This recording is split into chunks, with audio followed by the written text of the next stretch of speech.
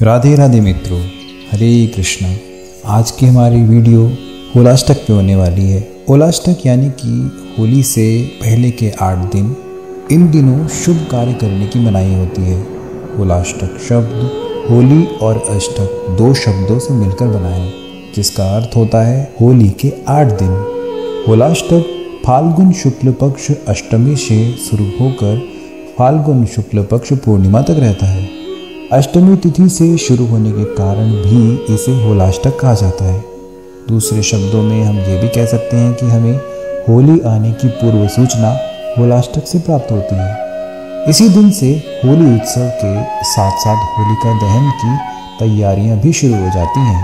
पंचांग के अनुसार इस साल फाल्गुन मास के शुक्ल पक्ष की अष्टमी तिथि का प्रारंभ 16 मार्च को रात 9:39 से होगा, जिसका समापन 17 मार्च को सुबह 9:53 पर होगा। ऐसे में होलाष्टक 17 मार्च से लगेगा और 24 मार्च को इसका समापन होगा। इसके बाद 25 मार्च को होली मनाई जाएगी। यानी इस साल होलाष्टक की शुरुआत 17 मार्च से ही हो रही है। ज्योतिष शास्त्र के अनुसार प्रत्येक कार्य शुभ मुहूर्तों का शोधन करके होना चाहिए। यदि कोई भी कार्य शुभ मुहूर्त में किया जाता है तो वह उत्तम फल प्रदान करता है। होलाष्टक के समय विशेष रूप से विवाह, वाहन खरीद, नए निर्माण व नए कार्यों को आरंभ नहीं किया जाता, ऐसा ज्योतिष शास्त्र का कथन है।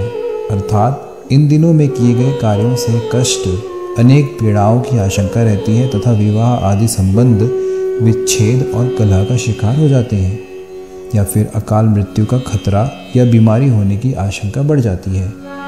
वैसे भी 14 मार्च रात 12:24 से खर मास लग चुका है, जो 13 अप्रैल तक रहेगा। खर मास में भी ये मांगलिक कार्य नहीं किए जाते हैं। खर का अर्थ होता है दूषित और मास का मतलब होता है महीना, यानी खर मास के दौरान किसी भी तरह का शुभ कार्य नहीं करते हैं।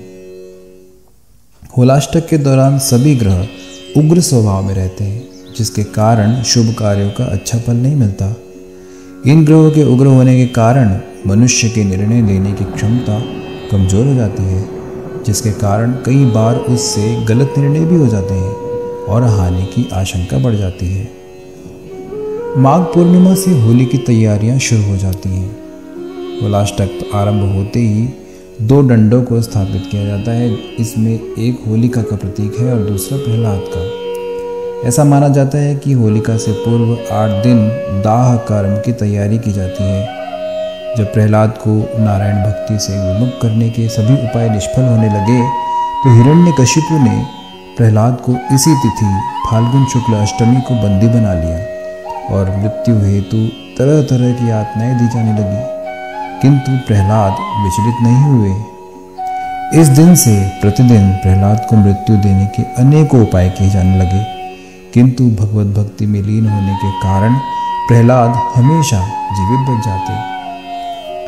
इसी प्रकार 7 दिन बीत गए और 8वें दिन अपने भाई हिरण्यकश्यप की परेशानी देख उसकी छोटी बहन होलिका ने प्रहलाद को अपनी गोद में लेकर अग्नि में भस्म करने का प्रस्ताव रखा, जिसे हिरण्यकशिपु ने स्वीकार कर लिया।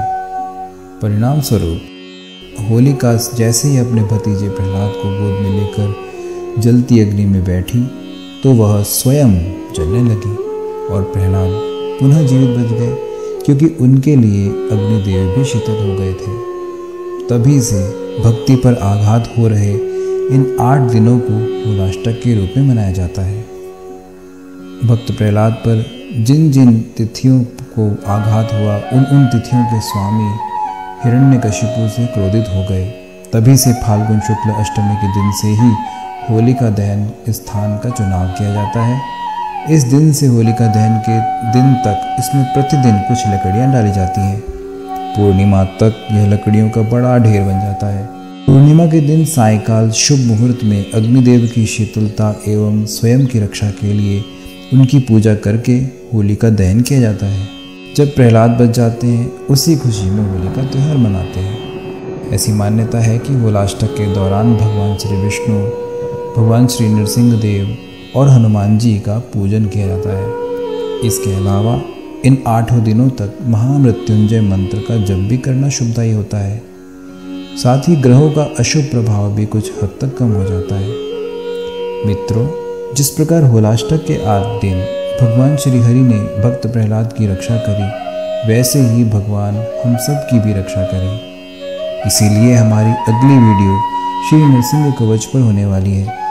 इसे आप अवश्य श्रवण कीजिएगा।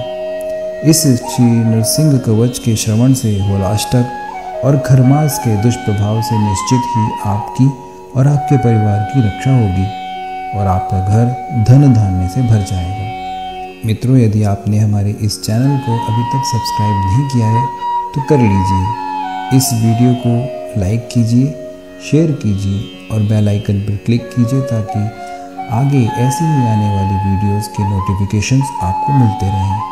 हरे कृष्ण। धन्यवाद।